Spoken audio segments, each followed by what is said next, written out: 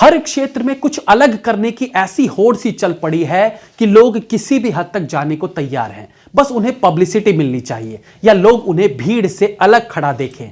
और ये अलग अच्छे रूप में भी हो सकता है और बुरे रूप में भी हो सकता है, लेकिन अलग करने वाला फंडा कभी फेल नहीं होता। गायन के क्षेत्र में ढिंचक पूजा जैसे लोगों ने अलग किया, गालियां पड़ी, लेकिन देखो बिग बॉस तक का सफर तय कर लिया अपनी घटिया गायकी से।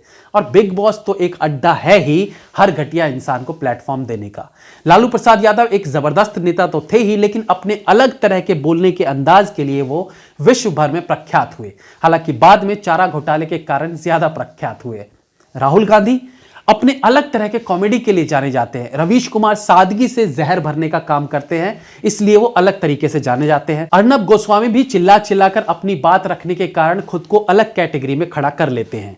इसी प्रकार से आजकल एक नए कलाकार ने हिंदी सिनेमा में जन्म लिया है, जिन्होंने पहली फिल्म कुछ लीक से हटकर क्या कर ली, उन्हें अलग दिखने का ऐसा चस्का चढ़ा कि आड़ी टेढ़ी सही गलत स्क्रिप्ट को भी वो बस अलग होनी चाहिए वो जल्दी से हां कर देते हैं। ये महान कलाकार हैं आयुष्मान खुराना, जिन्हें हमें यह है बताना कि भाई माना कि तुम एक्टिंग के साथ गाते हो गाना और खुद को अलग दिखाने का करते हो बहाना, उसकी आड़ में कर रहे हो देश की संस्कृति विनाश। अरे भैया जी, ई तो सेट नहीं बैठा। हाँ ठीक है, अब क्या राइमिंग मिलाने के चक्कर में असल मुद्दे से भटक जाऊं? तो महाशय की पहली film he below the belt थी। अरे मतलब कहानी का जो प्लॉट था वो पैंट की जिप के पीछे से संबंध रखता है, यानी विक्की डोनर। यहां स्पर्म से बच्चे पैदा किए जाने की परंपरा पर प्रकाश डालते दिखे खुराना साहब। अब ये नया नया था तो ठीक है, सबको पसंद आई फिल्म, लोगों ने अप्रिशिएट किया, 2-4 अवार्ड मिल गए, तो भाई ने अपने करियर को आगे धकेला और कुछ फ्लॉप और हिट फिल्मों के बीच उन्हें लगा कि कुछ अलग करें ताकि चर्चा में रहें, और फिल्म बनाई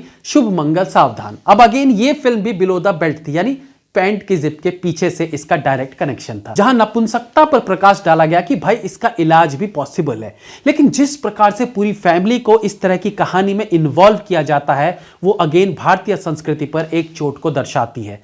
खैर बंदा आगे बढ़ा और बधाई हो फिल्म जहां उसकी मां प्रेग्नेंट हो जाती है, और उस सब्जेक्ट पर फिर प्रकाश डाला कि भाई मां बनने की कोई उम्र नहीं होती। आपके पोती पोते होने के बाद भी आप मां बनते हैं तो कोई इश्यू नहीं है, खुल के समाज का सामना करो। इससे पहले विक्की डोनर और शुभ मंगल सावधान भी ऐसी ही फिल्में थी जिसमें समाज का विरोध करना था। इसके बाद बंदा आर्टिकल 15 में काम करता है, जो एक घोर लेफ्टिस्ट अनुभव सिन्हा की फिल्म थी। और यह तो आप सबको पता ही है कि फिल्म में किस प्रकार से पात्रों की जाति से फेरबदल किया गया था और कुछ जातियों को पीड़ित तो कुछ को विलेन के रूप में दर्शाया गया। लेकिन भैया खुराना साहब को तो अलग करने का कीड़ा लगा था, तो मानते कहां।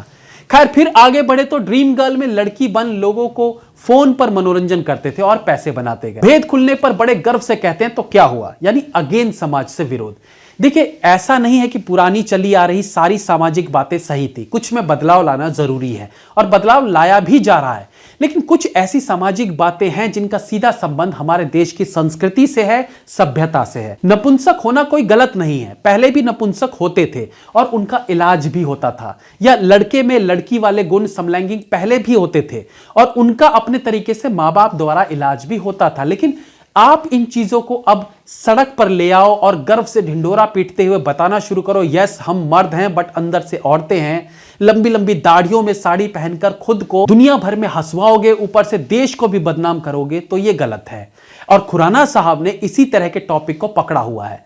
शुभ मंगल ज्यादा सावधान जो उनकी अगली फिल्म थी, जिसका कनेक्शन भी बिलो द बेल्ट था, उसमें 2 लौंडे आपस में प्यार करते हैं और दुनिया को खुलकर बताने के बाद शादी करते हैं। अच्छा चलो मान लिया कि 2 लौंडे आपस में लगे पड़े हैं, बट क्या इसका ढिंढोरा पीटकर यह बताना कि हम आजाद है, खुलकर करेंगे जो करेंगे, और फिर उसमें मां बाप के कैरेक्टर को बदलते दिखाना, बच्चों की बात से एग्री होकर उन्हें बढ़ावा देना, क्या यह सब भारतीय संस्कृति पर हमला नहीं है?